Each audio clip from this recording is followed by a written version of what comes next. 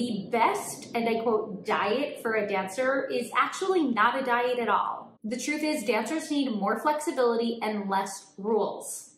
I'm Rachel Fine, registered dietitian nutritionist and founder of To The Point Nutrition. A dancer's performance is a direct result of hard work and motivation. So where does food fit into this? There's a lot of myths and a ton of antiquated ideals, and I'm here to dispel those. Hi dancers, welcome back to Nutrition for Dancers with me, Rachel Fine, registered dietitian nutritionist. Today we're diving into probably the most common question that I get as a dietitian, and that is, what's the best diet for a dancer? And I get why it's really tempting to want a clear-cut answer for this question. Something like, just follow this exact plan to achieve your performance goals is basically what every dancer wants to hear. Or eat exactly in this way to become the best dancer that you want to be. But the truth is, the best, and I quote, diet for a dancer is actually not a diet at all. Even though diet culture loves to sell us the idea that there is a perfect one-size-fits-all formula. The truth is, dancers need more flexibility and less rules. And today, for the purpose of this discussion, I'm going to clarify why dancers don't need a specific diet to perform their best, the dangers of those trendy diets in the dance world, how you can start fueling more sustainably with a flexible approach, and also how to know whether or not your current eating habits are either helping or hindering you. But before we get started, don't forget to hit subscribe so you're first to know when I share new content. You can also find me on Instagram. I'm at To The Point Nutrition, where I share daily tips and advice, answering questions just like this one to help you perform your best. So without further ado, let's dive in. Let's talk about the idea of a perfect diet for dancers. There's no doubt that diet culture loves to sell us the idea that if you are a serious dancer or an elite level pre-professional dance trainee, you need to start eating, and I quote, clean. You've probably heard that you might need to cut carbs, avoid processed foods, choose only minimally processed foods, and track every single calorie or macro. And when you start to hear these messages enough, they start to sound like the norm, like there truly is a best way for a dancer to fuel their bodies. But here's the problem. When you start cutting out entire food groups, you're likely setting yourself up for energy deficits, fatigue, poor muscle recovery, mood swings, ultimately an increased risk for injury. And as I alluded to earlier, what's even more concerning about this is that these behaviors can start to feel like the norm in your dance studio. When dancers start struggling with low energy or feeling ravenous at night, or when dancers start missing periods and experiencing irregular cycles, it's unfortunately often brushed off as being just part of the job. That's just what happens to dancers. But it's not. And just because it's common doesn't make it okay nor normal. In fact, these are all clear signs of underfueling. So let's talk about those trendy diets that dancers often get pulled towards. Maybe it's low carb, maybe it's intermittent fasting, maybe it's keto or paleo, or another fad diet that is promising leaner muscles, better energy, and of course, weight control. I want to be really clear here that none of these diets were created with dancers in mind. Dancers require specific nutritional needs to cover their unique energy needs. Quick bursts of energy, long rehearsal days, mental focus, emotional regulation, that's just scratching the surface. And when dancers follow restrictive eating plans, it can trigger what I call a compensatory cycle with food. You might have heard this as a binge and restrict cycle, where you feel super in control around food to only be left eventually feeling super out of control around food.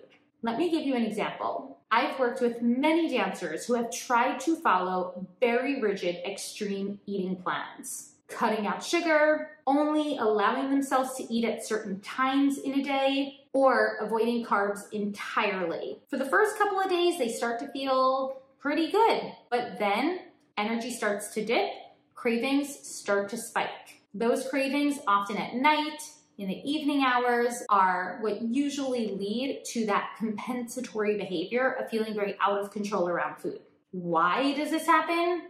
Well, it's a natural biological response of your body not getting enough energy earlier in the day or earlier in your week. This isn't about willpower or lack thereof. It is about biology and survival. When your body is underfueled, it pushes back. And the solution isn't for you to exhibit more control or more willpower. It's actually for you to start exhibiting more self-trust and utilizing permission to allow yourself to fuel more adequately earlier on. What does that actually look like? If there's no one perfect dancer diet, what actually supports performance and sustainability? It's about consistency and flexibility. Let's break down what I consider to be incredibly important tenets of the healthy dancer. First is eating enough. Giving your body enough energy. We call this nutritional adequacy. Meals and snacks that are spaced regularly throughout your day. For most dancers, a general structure might look like 3 meals and then 2 to 3 snacks a day mixed in. But that can change depending on your schedule. I've worked with many dancers who will have to take their lunch and split it up into 2 mini meals or larger snacks. The bottom line here is that skipping meals, fasting, or under eating will directly negatively impact your stamina for class. We also want to focus on food variety. Your body thrives when it gets a mix of nutrients. Carbs, fats, proteins, but also vitamins and minerals. All of this comes from incorporating a variety of foods throughout your day. No single superfood is going to do it all. And no single supplement is going to help replace the benefits that you will get from food. And of course, in addition to nutritional adequacy or eating enough, getting in a variety of foods, we do want to hone in on food flexibility. This is huge. Flexibility means that you can adapt your meal times, your snacks, your food choices to an ever-evolving schedule. You can eat what's available at the moment, and you can eat any food, even sweets, without a train of guilt that follows. This is incredibly important for the realities of a dancer's schedule, especially if you're a dancer who's traveling, whether you're touring or traveling to your next competition. It's incredibly important to be flexible to the items that might be more accessible to you while on the road. In these moments, you don't want to have to overthink every meal and snack. You want to be able to fuel your body no matter the options at hand. And that's where food flexibility becomes an incredibly important skill for a dancer. So you might be wondering, how are my current eating patterns supporting me? And if they're not, what should I be doing about it? Well, I've got a couple of prompts that I want to walk you through in order to help assess this very question. So grab a pen and paper and consider the following. Am I eating consistently throughout the day? Every few hours. That exact hourly range, this will differ depending on your schedule and on your specific needs. So it's really hard for me to generalize that in this type of discussion. But working alongside a registered dietitian nutritionist like myself is typically very helpful if you are struggling to get in those consistent meals and snacks. Another big one, start recognizing whether or not you feel energized in your classes. Do you find yourself out of breath by the time it's Petit Allegro?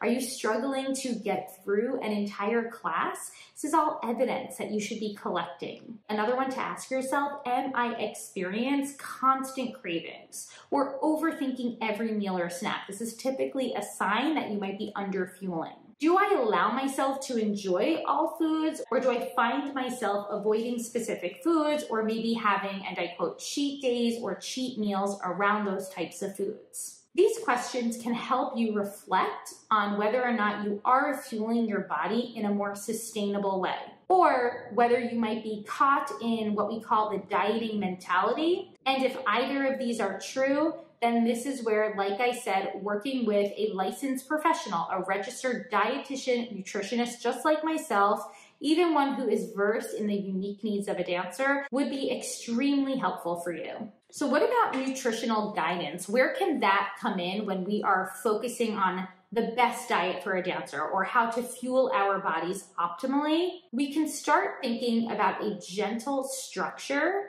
and how that is different from a restrictive plan. We can absolutely incorporate nutrition fundamentals, like how to build a balanced plate and choosing complex carbohydrates that will support more long-term energy.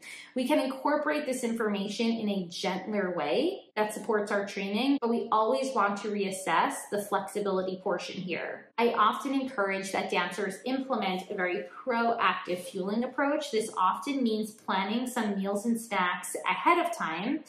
Building an emergency snack plan is also incredibly helpful, particularly snacks that are balanced among those macronutrients. So as an example, pairing your favorite granola bar with yogurt, or pairing crackers with cheese, or hummus with pretzels. These multi-component snacks are what will help you best support your long-term energy and really bridge the time between your meals. Now, there are a lot of nutrition fundamentals that we can start to incorporate when thinking about optimizing our food choices as a dancer.